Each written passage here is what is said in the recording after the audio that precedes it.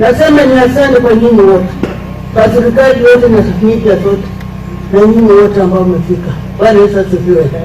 Kwa majina naitwa Valeria Wafula, ndio mama Charles. Mama mtoto wangu huyo ndio wa kwanza, huyo mtoto ndio wa kwanza, huyo rafiki yenu huyo ndio mtoto wangu wa kwanza. Hayo ndio huyo. Mungu alinibariki na watoto 5, kijana 4, msichana 1.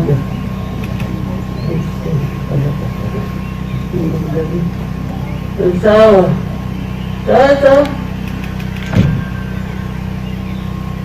sijui nianzie wapi, kwa maana mambo ya ugonjwa sijajua, sijasikia.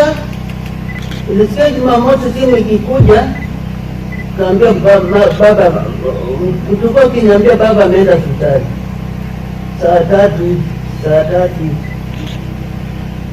Baadaye sikia saa 5 simu inakuja, saa 5 saa ngapi hata ameanza. Nikujia kwa baba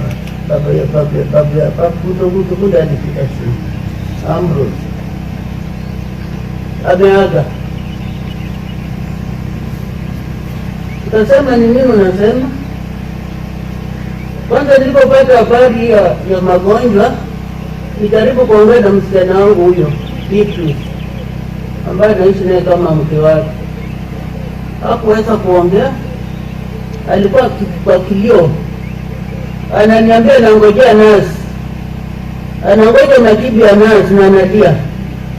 Ni nini unaniambia? Anangoja majibu ya nasi. Basi nilikata simu, ndio nikasikia maneno ya kifo. Sikusikia kwa ugonjwa na sikujua ugonjwa iko.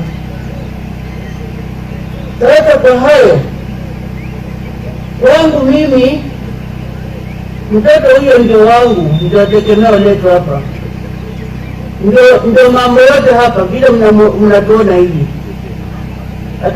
hatuna uwezo wowote saa hii, hatuna chochote saa hii, na Mungu mwenye alimleta amemchukua, bila alimleta amemchukua.